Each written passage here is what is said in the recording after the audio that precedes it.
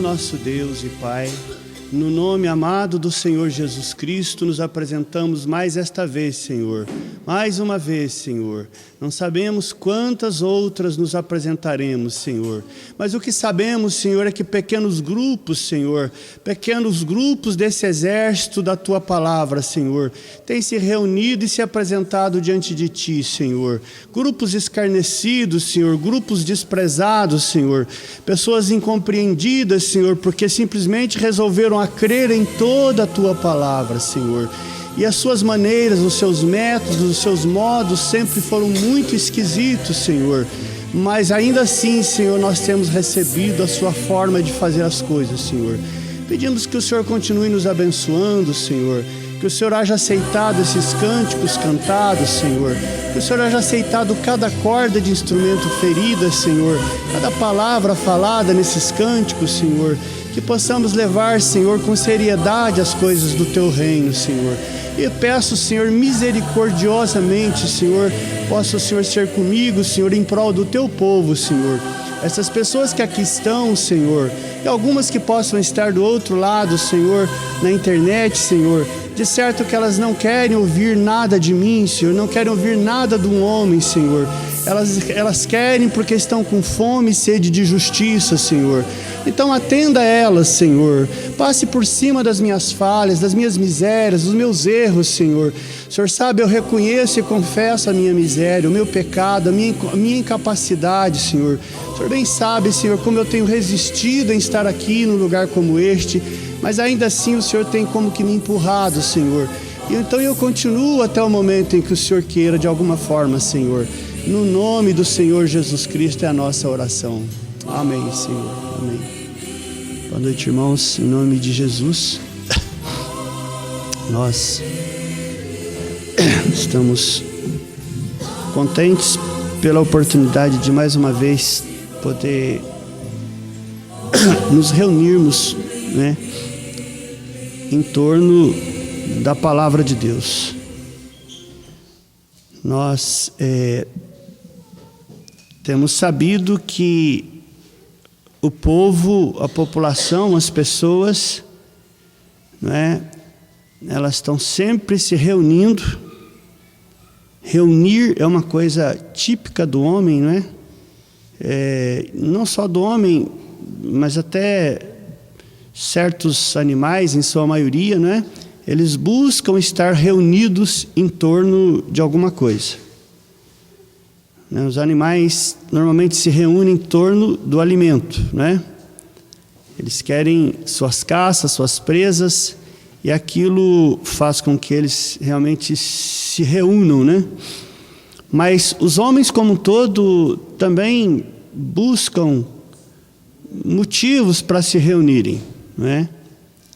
Se nós vemos os noticiários, né, se lemos as notícias ou assistimos, nós estamos sempre vendo como que os líderes, né, os líderes da sociedade, determinados segmentos de governo, determinados ministérios, né, verdadeiros ministérios, eles estão sempre criando coisas, né, para que os homens, para que as pessoas se reúnam em torno daquilo. E segundo eles é uma forma de distraí-los, de tirar pensamentos ruins deles e coisas assim, né? O mundo dos esportes é um grande exemplo. Nós estamos sabendo que você sai do campeonato municipal, você tem o estadual. Você sai do estadual, você tem o nacional. Sai do nacional, você tem o brasileiro. Sai do brasileiro, você tem uma espécie de torneio, né? Não sei se ainda estão fazendo por aí, de 2 em 2 anos, né? Um torneio aí mundial. Sai desse torneio, você tem um de 4 em 4 anos. Copa do Mundo. Nesses intervalos, então, eles têm outros. E aí tem torneios e copas de vôlei. E aí, depois, no outro vão, as pessoas estão reunidas em torno de copas e campeonatos de futebol de salão, etc, etc. E nós podíamos ir muito longe, mostrando que as pessoas, de alguma forma, estão reunidos em torno de alguma coisa, né? Os partidos políticos estão definitivamente reunidos e se reunindo periodicamente em torno dos seus propósitos, né? Diretórios municipais, estaduais, nacionais. E nós podíamos falar das associações, né? Periodicamente se reunindo, clubes, né? Clubes de serviço, né? Clubes sociais.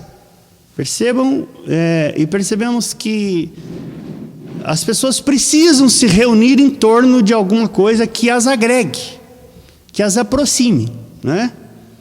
Nesses ambientes todos a que me referi, é claro, são reuniões regadas a álcool, né? Bebidas, cervejas, fermentados, não fermentados, quando não drogas, né? E regada a isso tudo, porque são elementos que agregam, elementos comuns ao interesse deles todos, né? As igrejas não fogem dessa linha, se reunindo também, mas em torno, era para ser, mas não é, né? Era para ser em torno da palavra de Deus. Mas, na verdade, eles se reúnem muito mais em torno dos programas que eles apresentam, né? Do antes do culto e, quem sabe, do depois da reunião. Tem parecido ser muito mais interessante para as pessoas, né? O que vem antes, as conversas, os encontros, as trocas de ideias, as rodinhas. O que vem depois, programas, né? Um dia desses eu vi aí, não sei que alguém me falou, mas eu também tinha visto isso, que tem aí uma igreja dessas, ou mais de uma, que inclusive depois do culto eles têm uma programação de UFC, essas lutas violentas aí, né? Que está tendo até agora, mulheres, né? Que coisa, quem diria? Eu vi na notícia ontem, né? As mulheres entrando assim, de corpo e alma, nesse mundo da violência. Essa UFC, nessa luta livre aí, e alguns saem quebrados, né? Mas, enfim, nós temos, né, a glória, que não é nossa, que é de Deus, de dizer que nós nos reunimos em torno da palavra de Deus. Ao menos buscamos isso, né? Eu não imagino que irmãos de Três Corações e outros que venham aqui, né, possam estar aqui para um encontro aí, um bate-papo. Não acontece isso, né? Há algo muito acima, muito superior, que está lá no fundo de nossas almas e que nos conduz a estarmos reunidos em torno da palavra de Deus. E hoje, de modo especial, vai ser até o nosso tema aí, em torno da palavra simbolizada no pão e no vinho, né? O sangue e o corpo de Jesus. E nós vamos, irmãos, desenvolver uma meditação sobre isso. Eu anunciei aí. Hoje pensávamos que daríamos continuidade na quarta dimensão, talvez até para encerrar, né, o câncer espiritual durante as eras. Mas acabou que algumas coisas aconteceram e para avaliar aquilo era por era, né, esse câncer espiritual da quarta dimensão, eu achei melhor nós deixarmos isso para um outro dia que não seja culto de Santa Ceia. Quem sabe no próximo sábado nós damos sequência nas nossas dimensões. Eu penso que sim. E, de repente, me veio esse desejo, e eu creio que Deus está nisso, já que o culto é de Santa Ceia, e eu fiquei pensando que nós podíamos meditar um pouquinho sobre isso, né? Eu coloquei aqui nesse tema que está aí anunciado, né? A Santa Ceia. Porém, uma visão um pouco diferenciada do que temos tido por aí. A Santa Ceia de Gênesis a Apocalipse. Será que tem? Alguém já tinha visto isso? Alguém já tinha pensado nisso. De Gênesis a Apocalipse tem Santa Ceia. Praticamente em cada um dos livros da Bíblia, Deus proveu para que tivesse um ato tipificando a Páscoa, tipificando a comunhão ou a Santa Ceia, que são coisas iguais. E eu completei. O que significa isso? O que significa Deus vir lá desde Gênesis até Apocalipse, tipificando a Santa Ceia, apresentando ela, comendo, a gente fala tomar, mas eu penso que eles falavam, talvez de maneira mais própria, comer a Santa Ceia, né? Tomava o vinho e comia o cordeiro, o sangue, o pão dos tempos da Páscoa. O que significa isso? Porque Deus terá se preocupado de inserir na palavra dele, de inserir na história do povo dele, essa ordenança da Bíblia dele, que é a Santa Ceia. Junto com o batismo, são as duas ordenanças que nós temos na Bíblia. Por que ele pensou nisso? Né? E coloquei uma segunda indagação. E que tempo é esse? Será que essa ideia de Santa Ceia, ela está, né? Essa ideia de Santa Ceia tem ligação com alguma situação de tempo, né? Com alguma circunstância?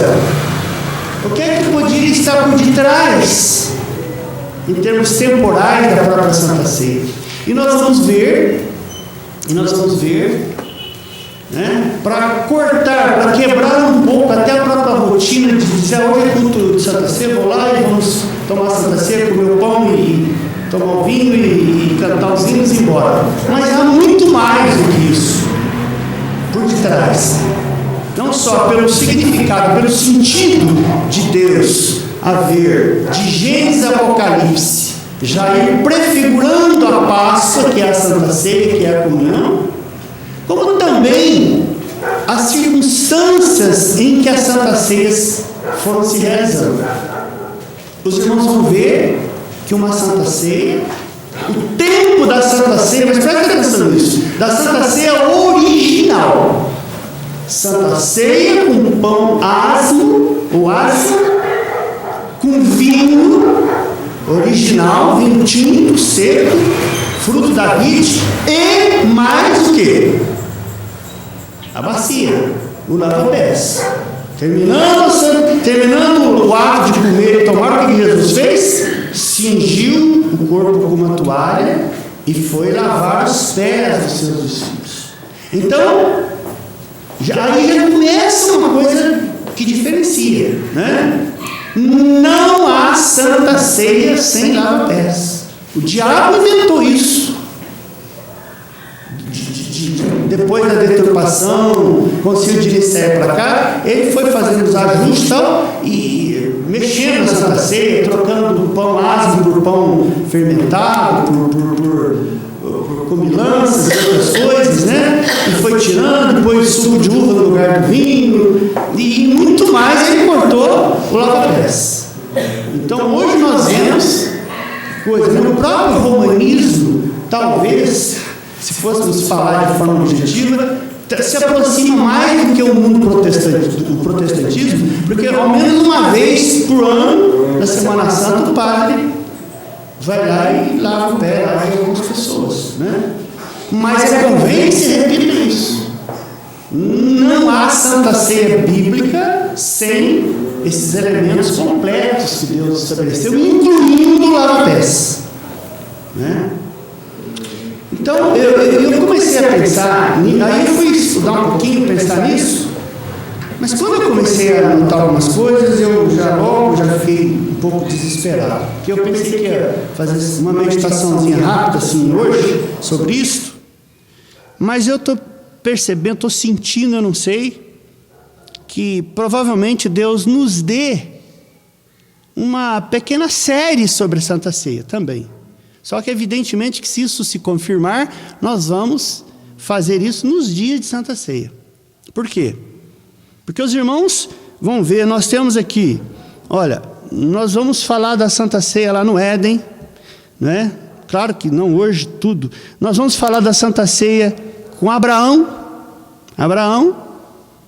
né? Abraão, depois da batalha dos reis, lá, quando Melquisedeque, que é o próprio Deus, foi até ele e levou o pão e o vinho para ele. Aí depois, mais para frente, vem isso é no capítulo 13, 14 de Gênesis. No capítulo 18, de novo, uma comunhão, novamente. Lá atrás era Abrão. No capítulo 18, já é uma Santa Ceia diferenciada, porque Deus se apresenta com seus anjos e vai comer a ceia e lavar os pés. Lembram disso? Em Gênesis 18, Abraão leva água para eles lavarem os pés. E nós vamos ver que não é Abraão que lava os pés do Senhor, não. Eles lavam os pés, os anjos e o próprio Senhor. Olha se isso não é maravilhoso. E aí vem Abraão, depois, anos na frente, vem a Santa Ceia, com Moisés, os hebreus saindo, a Páscoa, saindo do Egito.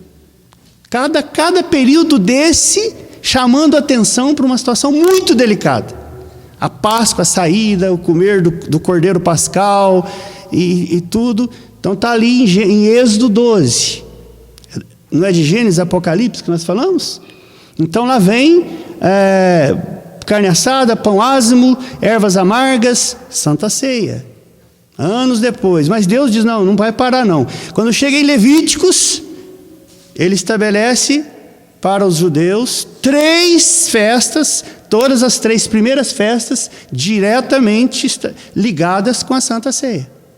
A festa da Páscoa, no dia 14 do mês de Abide, ou Nissan. A festa dos pães ázimos, que é no dia seguinte, no dia 15 ela começava, e ela ficava com 7 dias, eles comendo 7 dias pão ázimo. E em seguida, a festa das primícias, que é o começo da colheita. Isso significa o quê? A Páscoa, né, significa o grão de trigo de Deus sendo enterrado na sexta-feira, né, Jesus, e ele vai e passa, né, e vem, e no terceiro dia vem a primícia de Deus, a primeira colheita que Deus faz. Mas olha, colheita dentre os mortos. Olha que maravilha, né? Por isso que é a festa das primícias. Então, a Santa Ceia está ligada. Essas 3 festas totalmente ligadas.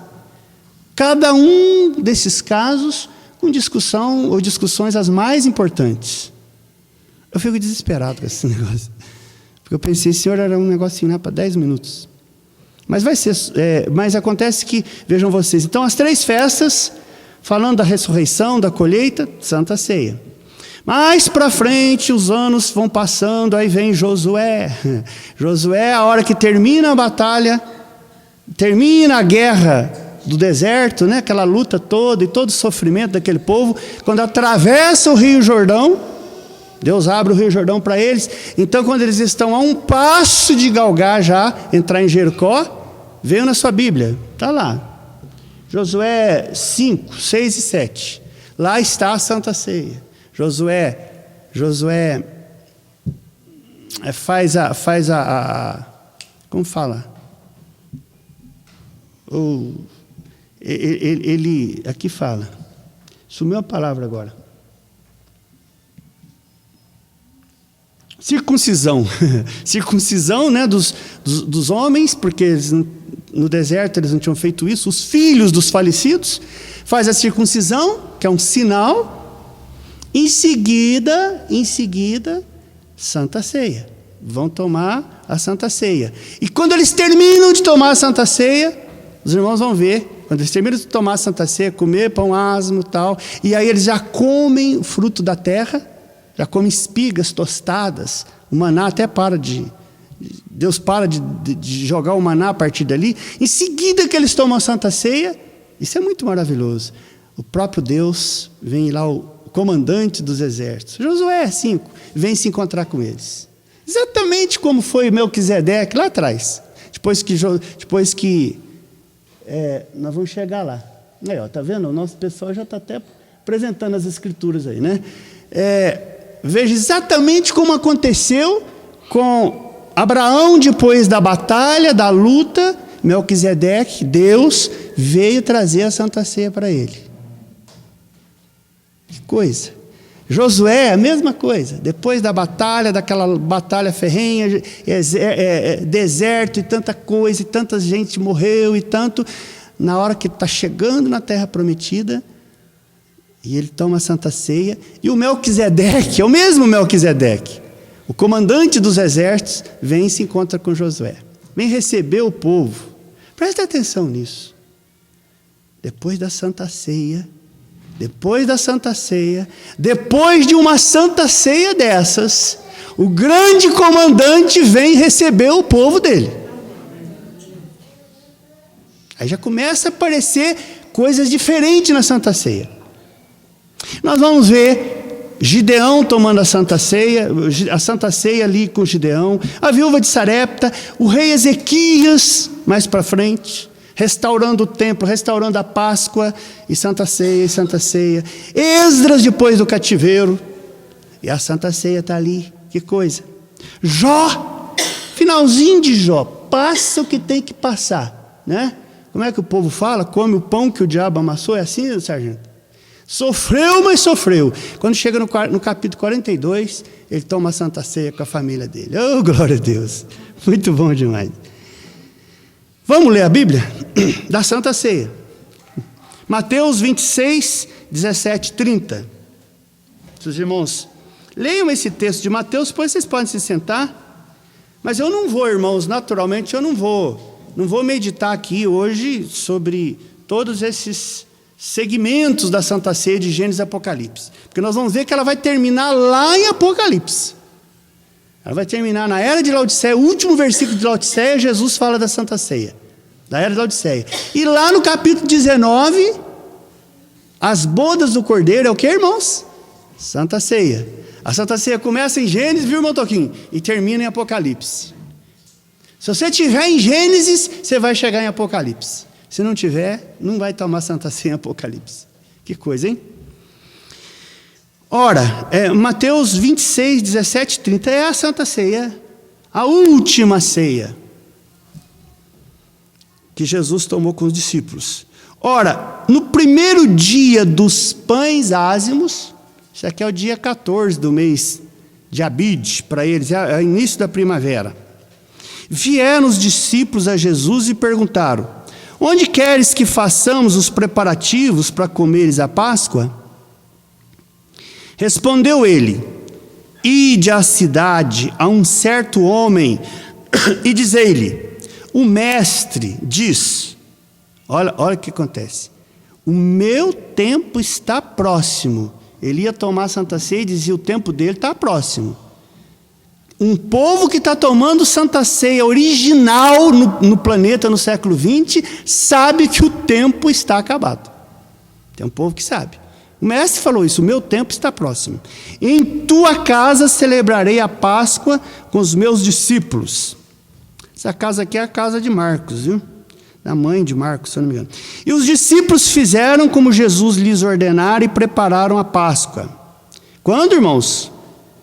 Ao anoitecer. Toda a Santa Ceia depois das 6 horas, o profeta ensina. Ao anoitecer, reclinou-se à mesa com os 12 discípulos.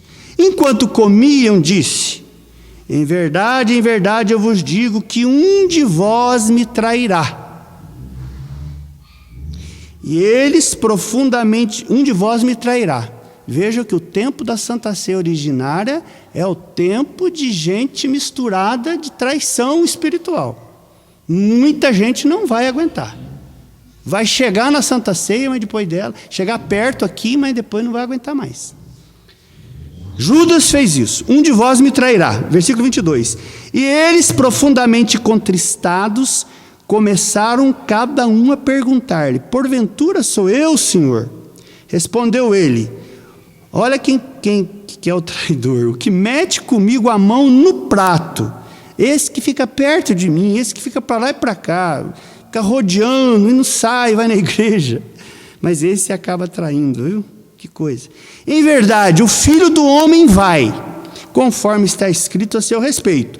Mas ai daquele por quem o Filho do Homem é traído.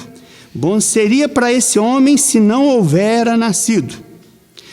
Também Judas, que o traía, perguntou: porventura sou eu, mestre? E um capítulo atrás ele já tinha combinado com o sacerdote de trair. Ele sabia, mas o cara que é safado, ele vai lá: sou eu, mestre. Respondeu-lhe Jesus: tu disseste. Enquanto comiam, Jesus tomou o pão, abençoando-o, o partiu e o deu aos seus discípulos, dizendo: tomai e comei, isto é o meu corpo. Está passando lá, eu até esqueci, hein? 27. Tomando um cálice, rendeu graças e deu-lhe, dizendo: bebei dele todos. Já viram que todo mundo bebe no mesmo cálice? Mas Pedrinho, você não vai ficar com nojo? Eu vou beber, pôr a boca aqui, depois você vai pôr sua boquinha e vai beber? Que coisa! É o mesmo cálice. Claro que eu sei que tem irmãos aí, igrejas que usam aqueles copinhos pequenininhos, não tenho nada contra. Eu não sei se o irmão Brana, como é que ele fazia. Mas aqui fala o mesmo cálice. Vou repetir o 27. Tomando um cálice, rendeu graças e deu o cálice, dizendo: bebei dele. Todos por um, todo mundo bebe na mesma caneca. Todos. Pois isto é o meu sangue, o sangue do pacto, é o 28, o qual é derramado por muitos para a remissão dos pecados. Mas digo-vos que desde agora não mais beberei deste fruto da videira, mas eu ainda vou beber, até aquele dia que convosco eu beba de novo no reino do meu Pai. Então ele garantiu que vai comer uva e tomar um vinho no milênio em diante. Vai comer coisas. Tá bom, pode sentar-se, irmãos. Aí eu vou ler Coríntios. 1 Coríntios 5, 7 a 8. Tem aí?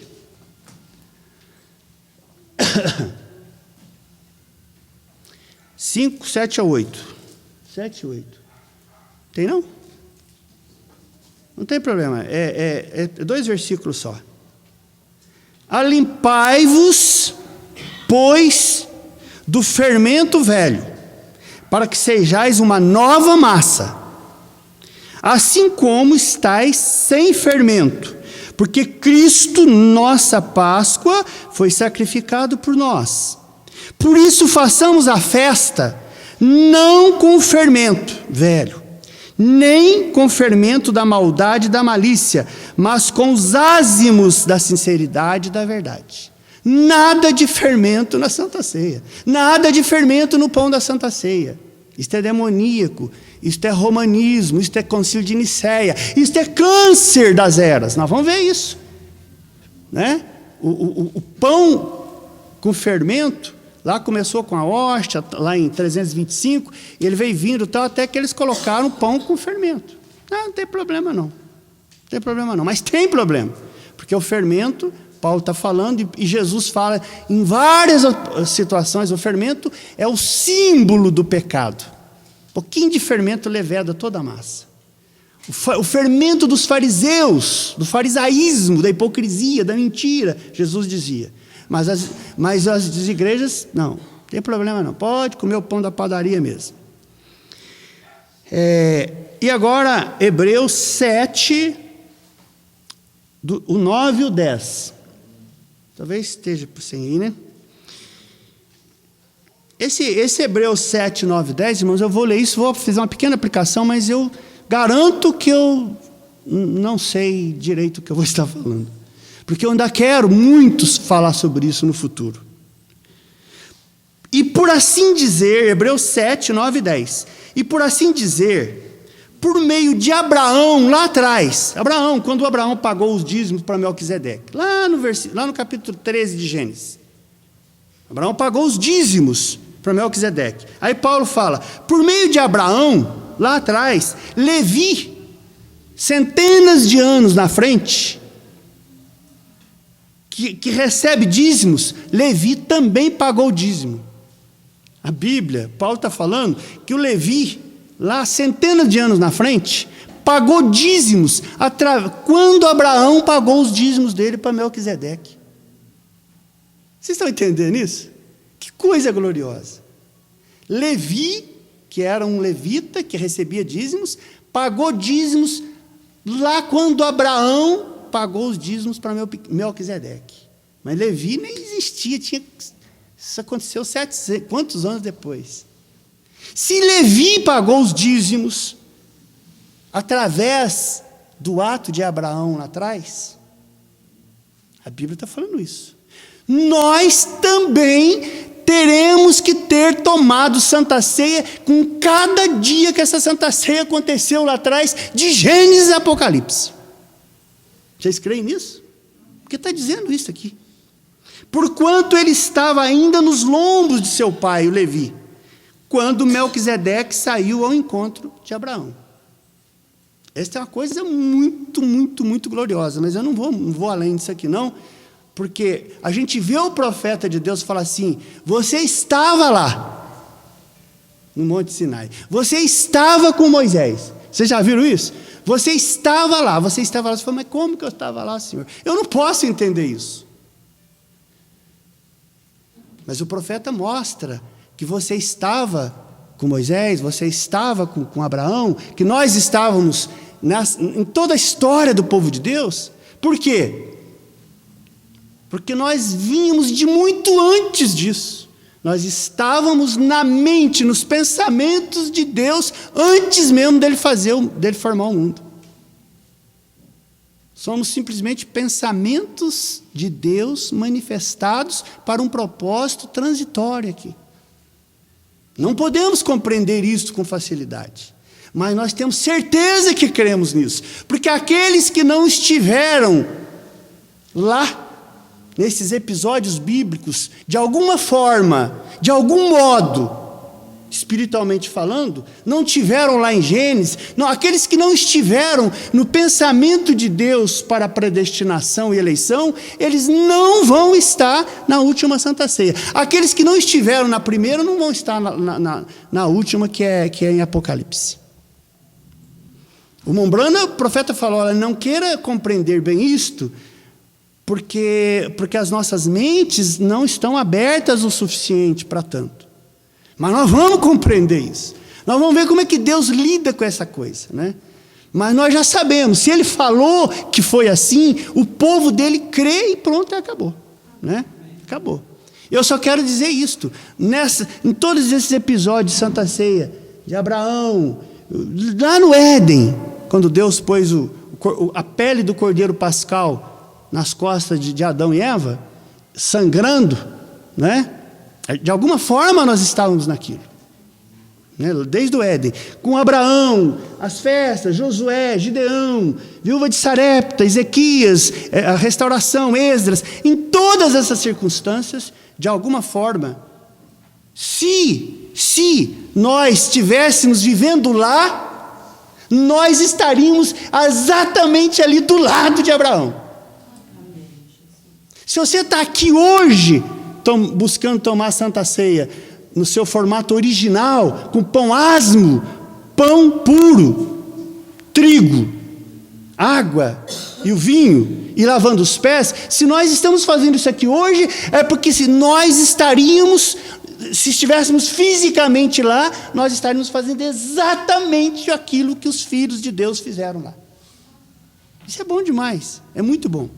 Mas eu não vou, irmãos, hoje eu não vou descer nesses... Eu quero ver se, quando o tempo for dando, tipo, cada culto de Santa Ceia, aí a gente examinar uns 2 episódios desses, porque cada um deles tem a sua própria lição, né? Hoje eu só quero deixar uma linha geral desse assunto, porque eu acho ele muito importante. Eu acho não. Na verdade, nós estamos vivendo um período na mensagem, um período muito bom, maravilhoso, né? Mas só que começou-se a entrar num campo, numa linha que, ao mesmo tempo que ela é maravilhosa por um lado, ela tem se mostrado perigosa por outro lado, que é a era dos mistérios. Da palavra, da abertura da palavra, como se o profeta, se a mensagem toda já não fosse a abertura da palavra. Então, tanto que certos grupos por aí estão se unindo e tal, em torno de coisas como essas, né? Os grandes mistérios. Ninguém está contra isso, isso é uma maravilha, nós sabemos disso. Nos dias da voz do sétimo anjo, os mistérios de Deus seriam conhecidos. Mas o que me incomoda um pouco é entrarmos para construir a nossa casa e ficarmos definitivamente preocupados com o top, com todas essas grandiosidades que são boas, o arremate, né? E falando dos grandes mistérios, etc., isso é maravilhoso, e esquecermos de olhar a base dessa casa. Que jeito que está lá embaixo? Como é que está isso lá? Como é que está essa base?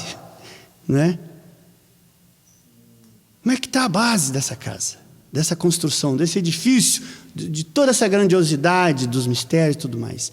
Pois eu posso dizer, irmãos, que se tem um tema que pega esse cálice por baixo da palavra de Deus, e que é a base para sustentar tudo, não se falaria em mistérios e isto e aquilo, e nada, não se falaria em 7 selos, que são coisas grandiosas, o profeta abriu, Deus abriu os selos, né? E trovões, e tanta coisa boa, nada disso seria dito se não se passasse, ou se não se passar pelo tema da Santa Ceia, de um cordeiro pascal imolado, sendo sangrado, sepultado para depois ressuscitar. E o grande problema nosso, o grande problema das igrejas, é perder as origens dos seus temas. A igreja moderna está cheia de coisas, cheia de novidades, mas ela perde a origem da igreja antiga. A base apostólica está lá em Éfeso, as doutrinas apostólicas. A igreja moderna fica toda cheia de coisas. A própria mensagem, não raro, vai e começa a voar. E eu não estou contra isso, isso é uma maravilha, as grandiosidades, nós podíamos falar aqui, nós temos, Deus tem nos mostrado, né, tanta coisa, todos os selos, 7º selo, tudo, né, isso tudo é uma maravilha, mas é preciso, de vez em quando, dar uma olhada na base de onde tudo isso vem. Senão a gente começa a voar muito alto e esquece da base, a base quebra e o tombo é muito grande, né? E se há um tema, eu repito, que nos leva à compreensão de base de tudo que vem das grandiosidades celestiais, tem a ver com a Páscoa, com a comunhão e com a Santa Ceia, que é isso que nós vamos fazer aqui.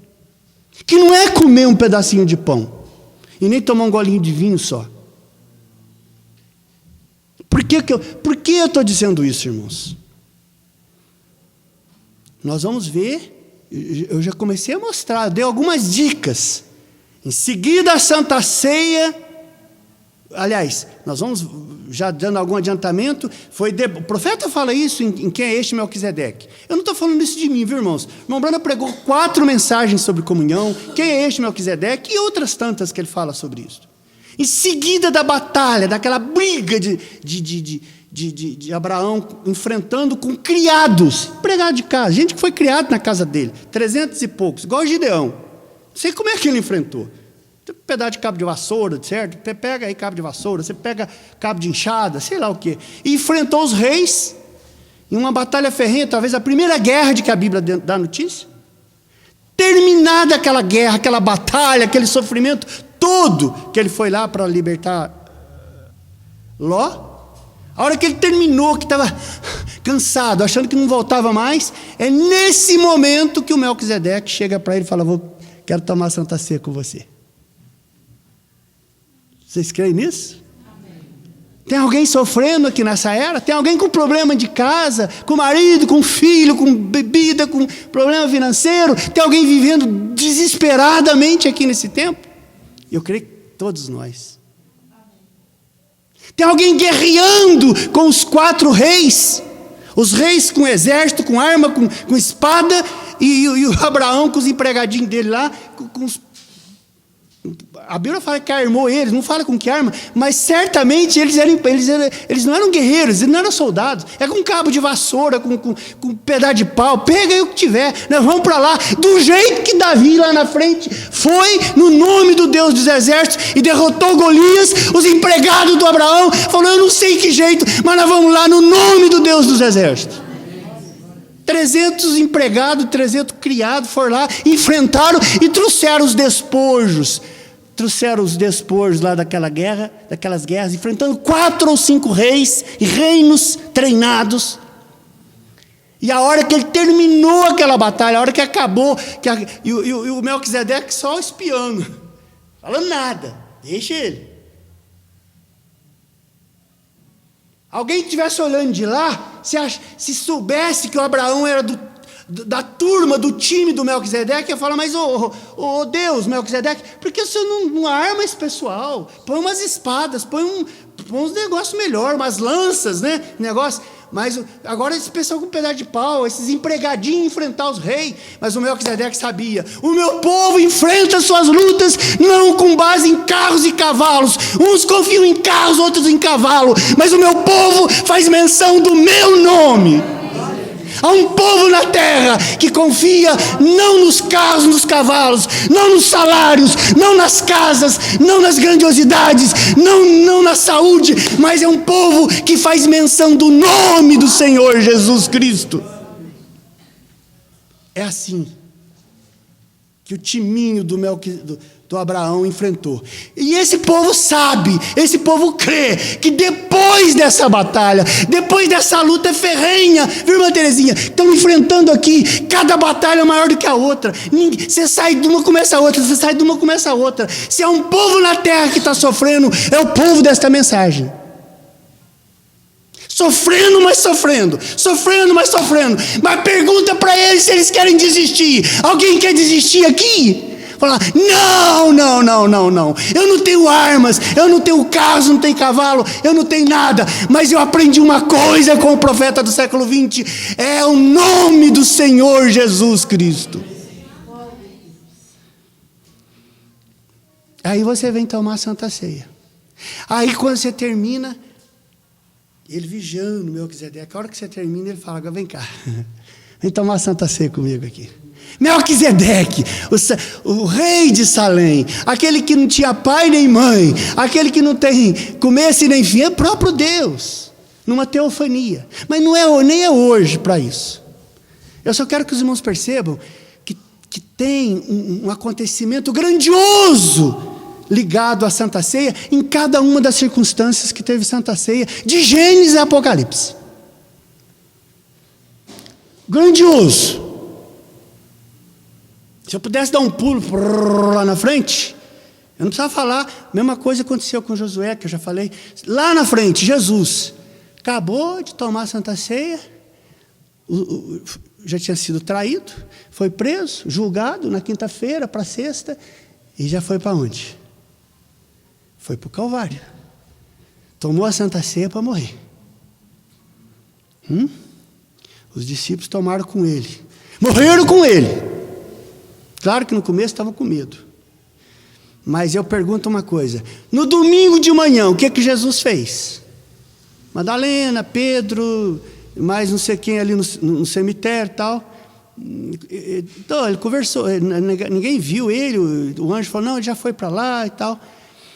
Ele falou com Madalena, igreja, né, Rabone. Mas eu pergunto que a quarta aparição dele, no domingo de manhã, foi para quem e o que ele fez? Foi à tardinha, no anoitecer. Quem se lembra? Para quem que ele apareceu? 2 discípulos no caminho de Emaú. E o que ele fez com esses 2? Tomou a Santa Ceia com eles. Oh, glória a Deus! Isso é só um enunciado de que essa Santa Ceia de Gênesis e Apocalipse tem muito mais por detrás disso. Eu espero, eu peço a Deus, falei: Senhor, depois dessas meditações, não me deixe mais ir à Santa Ceia sem a consciência de que isso é muito além do que eu posso imaginar. Não deixe se transformar-se num costume, num hábito, como as igrejas fazem as suas aí com pão asmo e tal. Mas mesmo com pão asmo, como as igrejas fazem com pão fermentado, etc. Mas mesmo com pão asmo, com vinho, olha quanta gente não está transformando esta coisa gloriosa, esplendorosa, que simboliza todo o plano da redenção de Deus, numa coisa comum e corriqueira. Isso é uma espécie de chocalho em nós, de mexida, para que Deus diga agora, olha, o tempo está chegando, é preciso vocês se mexer a consciência e agora recomeçarem a Santa Ceia. Quando você comer um pedacinho desse pão asmo que aqui está, você vai fazer com uma consciência diferente. Porque eu pus isso como símbolo de Gênesis e Apocalipse. E coloquei isso em ocasiões estratégicas. O fim da sua guerra. Você fala, mas todo mundo tomou Santa Ceia faz 2000 anos. Mentira, não toma não. A Santa Ceia original ela só foi tomada lá na era de Éfeso. Sabiam que foi só em Éfeso? Lembram o que Paulo escreveu na primeira carta aos Coríntios? Falou, vocês já estão deturpando a Santa Ceia. Lembram? Vocês já estão fazendo comilança, vocês já estão se embriagando aí. Lembra? É verdade isso, igreja? O profeta pregou a mensagem, Coríntios, livro de correção. Por quê? Porque lá no coração de Éfeso, o diabo já tinha perturbado a Santa Ceia. Tudo mais, não era só a Santa Ceia, mas ele mexe na base da casa. Porque aquele povo de Corinto, nossos irmãos, cristãos da mensagem. Não pense que são outros não, já estavam reunindo e fazendo comilança, uma espécie de festa e se embriagando e tal. Lá já veio deturpado, já começou. E aquilo veio deturpando. Já na segunda era, já não tinha mais nada de Santa Ceia. Que lava-pés, que nada. Aí chega no concílio de Nicéia, na terceira era. Cadê? Não tem? Né? Já entra a hóstia, já vem, né, o romanismo, e completamente parou, não tem mais Santa Ceia, só em Éfeso. Mas havia uma promessa, porque Deus diz, quando a Santa Ceia originária é tomada, tem uma coisa muito séria para acontecer. Lá atrás ela foi tomada e foi coisa muito séria, a morte e a ressurreição de Jesus, as 3 festas. Mas esses anos todos correram, e 2000 anos se passaram, e novamente tem gente no planeta tomando Santa Ceia, originariamente falando, com pão asmo, com vinho e lavando os pés. E se isso é verdade, então tem uma coisa muito séria para acontecer depois desse tempo da Santa Ceia originária voltar para o sistema de Deus novamente. E esta coisa séria não é outra coisa que não as 3 festas da Páscoa, dos pães ázimos. Em seguida, o que tem que acontecer? O que acontece? A festa das primícias. Lá ele foi o primeiro que foi colhido por Deus e os do Velho Testamento. Agora Deus está se preparando para colher o povo do Novo Testamento, que é a ressurreição. A ressurreição deles, Tessalonicenses, a transformação nossa, e juntos subirmos para estar com Ele, para ir tomar a Santa Ceia. Amém. De novo. Que coisa.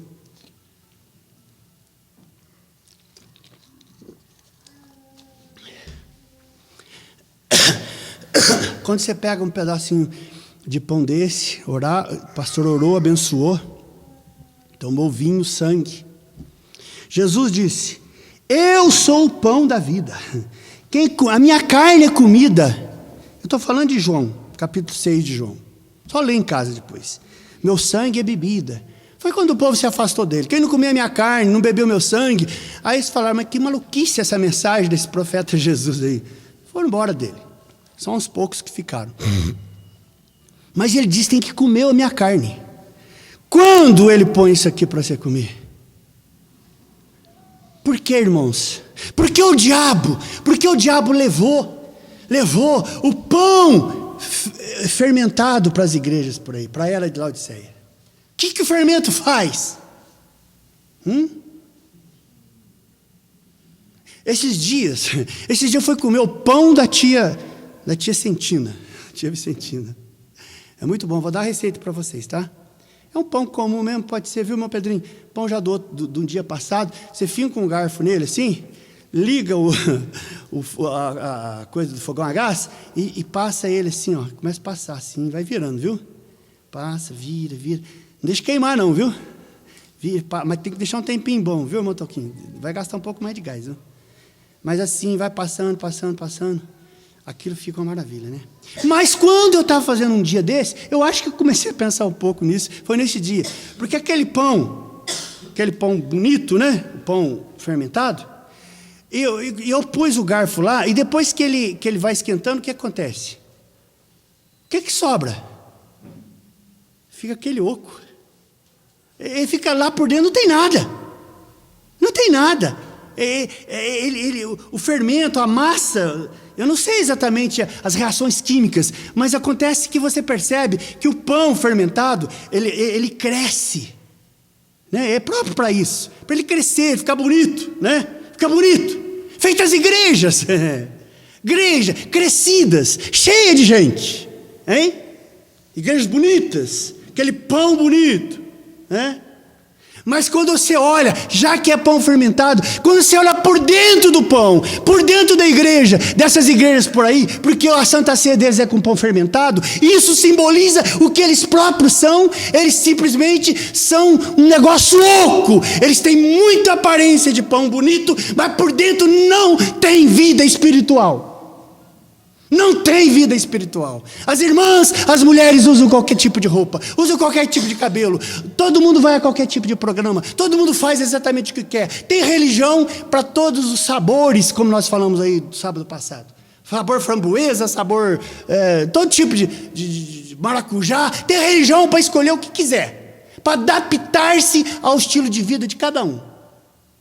O que significa isso? Porque as igrejas estão cheias, porque os missionários lotam suas igrejas, elas estão cheias, elas estão gordas do ponto de vista de volume, são cheias, mas elas são ocas e elas não têm vida, elas não têm a vida daqueles que comem o pão fermentado, o pão asmo, o pão com trigo integral. Pega o pão com trigo integral, põe o garfo, esquenta ele para você ver. Ele é feioso, ele é esquisito, ele tem um gosto estranho de ervas amargosas, lá em Êxodo 16, Êxodo 12. Comia pão asmo, com isso, com aquilo, com ervas amargosas, ervas amargas. O pão originário, o trigo integral, ele não tem aparência, ele não cresce. As pessoas nem gostam de fazer muito, né? Ele não cresce, mas ele tem substância, ele tem vitamina espiritual. Esta igreja, esta mensagem desse profeta prega um pão da ceia, que Jesus disse: eu sou esse pão. E esse pão chamado Jesus, ele é integral, ele não é cheio, ele não é bonito, cheio de aparência e que o fermento dá para o pão por aí afora. Ele é um pão feito de trigo integral, do germe do trigo. Ele tem todas as vitaminas espirituais que a igreja dele precisa para sobreviver, porque você está comendo o pão de Deus. Esta mensagem é o pão integral de Deus. Estão entendendo isso, irmãos? Percebe a diferença? A mensagem em grupinhos, porõezinhos como este, povinho sem categoria, povinho meio desqualificado, é exatamente como esse alimento integral. Não tem aparência. Nós não temos, você não tem, o outro não tem, não levamos jeito, não tem, todos os esquisitos em face do modelo das igrejas modernas, da sociedade moderna, que está aí vendendo a aparência do melhor tipo de pão que tem. Bonito, cheio de aparência, cheio de gosto, é gostoso, né? Ele não é amargo. O verdadeiro pão de Deus. Querem ver Apocalipse 10? Há um povo que está aprendendo a comer o pão de Deus, simbolizado na Santa Ceia, com esse trigo que aqui está. Comer o pão de Deus. O pão integral, completo, com todos os itens que os céus podem oferecer e que nós precisamos para ele. Leiam Apocalipse 10, 11, por ali, não sei onde. É 10, 11, eu acho. quando o anjo falou para João. O livro dos selos já tinham sido abertos no capítulo 5 e 6. Quando chega no capítulo 10, o anjo fala para João, olha, vem cá. Vem cá. Está vendo aquele livrinho na mão do que está lá sentado no trono? Vai lá e pega aquele livro. Lembram disso? Aí eu faço o que com isso? O anjo fala, agora você pega, agora você vai lá e come esse livrinho. Come esse livrinho, come a mensagem, come a Bíblia, come esse livrinho, come esse pão sem fermento. Esse pão não tem prazer na primeira fase da vida. Você não tem muito prazer aqui, você não tem grandiosidades, você não tem uma vida gloriosa, esplendorosa, nem ganha muito dinheiro, mas come o livrinho do pão integral de Deus, do pão de Deus. Come esta mensagem de dia e de noite. Coma a Bíblia desta mensagem. Coma essa Santa Ceia com consciência de estar comendo o pão vivo que caiu dos céus. Ele é amargo, diz João, mas ficou amargo no meu estômago. Esta mensagem desce nas nossas almas de forma a amargar as nossas vidas, tirar as irmãs do mundo das modas, tirar as pessoas dos programas de televisão, tirar das bebidas, tirar daquilo. É uma vida aparentemente meio que amargosa, mas ela é o pão vivo que caiu do céu. Ela, se você come esta Santa Ceia com o pão integral de Deus, com todas as vitaminas de Deus, você está se candidatando a tomar a Santa Ceia com o próprio pão de Deus, em Apocalipse 19, na ceia do Cordeiro. Aqui não é o nosso descanso, aqui não é o lugar do nosso prazer, aqui não é o lugar dos nossos de grandes salários, de grandes novidades. Aqui é luta, luta, luta, luta, luta, luta, luta. Combate, combate, combate, combate, combate. É amargo. Êxodos 12. Estou repetindo. A Santa Ceia deles, pão asmo, esse mesmo pão, sem ser fermentado, esse pão sem aparência. Jesus não tinha aparência. A palavra de Deus, esta palavra desta mensagem que o profeta veio restaurando, inclusive a Santa Ceia, ela não tem aparência. Ela não dá prazer para as pessoas. Ela é como as ervas amargas que os hebreus tinham que tomar quando eles estavam saindo do Egito para a Terra Santa. Estão percebendo isto? Você acha que continua valendo a pena insistir na Santa Ceia? Hein? Será que vale a pena? O profeta de Deus fala na mensagem, olha que coisa terrível. Acho que ela está aqui. Quem é este Melquisedeque? Ele fala, você quer saber de um requisito para você tomar? Sabe que eu posso tomar Santa Ceia? Ele fala, eu vou te falar um dos requisitos. Ele fala assim, assim como Abraão batalhou, brigou, lutou, sofreu para enfrentar aqueles reis todos. Foi depois da batalha de Abraão que Melquisedeque pôde dar a Santa Ceia para ele. Aí o profeta fala, você batalhou esse mês? Você sofreu esse mês? Hein? Olha, vou falar uma coisa meio estranha aqui. Se alguém no mês que passou um mês de mar de rosa, não teve problema, está tudo tranquilo, em casa, salário, tudo de saúde, não sei o quê. Olha, eu tenho minhas dúvidas se você é candidato à Santa Ceia. Porque o profeta fala, a Santa Ceia, essa Santa Ceia de pão asmo, com vinho original para lavar os pés dos seus irmãos, ela só é destinada àqueles que vêm da batalha dos reis. Se você é uma mulher de batalha, se você é uma moça de batalha, se você é um rapaz de batalha, se você vem batalhando contra quem? Contra você próprio. Porque lá dentro de você, o Espírito Santo fala, rapaz, vai lá, seja batizado em nome de Jesus. Mas você não vai não, porque você ainda vai fazer isso, vai fazer aquilo. Aí vem o Espírito e fala, não, faça assim, assim. Aí vem a sua subconsciente, não, mas assim não. Assim, se você está batalhando contra você, se você está batalhando contra a sociedade, batalhando contra os costumes, batalhando contra os programas do mundo de hoje, batalhando contra as modas, batalhando no bom sentido, mas recusando, vem o Espírito e tenta vem aquele apresenta, e o namorado tal, e a atitude tal, e você está batalhando, e está batalhando, e batalhando. Aí vai chegando o fim do mês, quando você está quase para cair, na última situação que o diabo te oferece, você fala, sabe por quê, Satanás, eu não vou cair nessa, sabe por quê? Eu vou terminar de vencer mais essa batalha, porque a hora que eu terminar a batalha, eu tenho direito à Santa Ceia, e eu vou tomar a Santa Ceia depois de batalhar contra os reis daquela região toda. Estão entendendo isso, irmãos? Senhor meu Deus, Senhor nosso Deus e Pai, estas mensagens parecem desestimuladoras, parecem, Senhor, desencorajadoras, porque falam de batalhas, falam de brigas, de batalhas e mais batalhas, Senhor. Fala, Senhor, de um pão sem aparência, de um povo sem aparência. Fala de uma mensagem, de um profeta sem aparência. Senhor, mas nós temos podido aprender o significado disso, Senhor.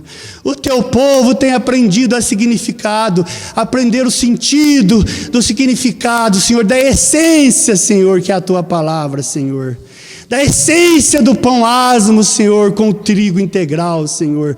Nós sabemos que se nós formos em frente nessa batalha, continuarmos batalhando contra nós mesmos, batalhando contra o sistema, contra todas as vitrines e ofertas desse sistema, nós estamos sendo candidatos, Senhor, a tomarmos a última Santa Ceia com o Senhor nas bodas do Cordeiro e depois virmos de volta para cá, Senhor.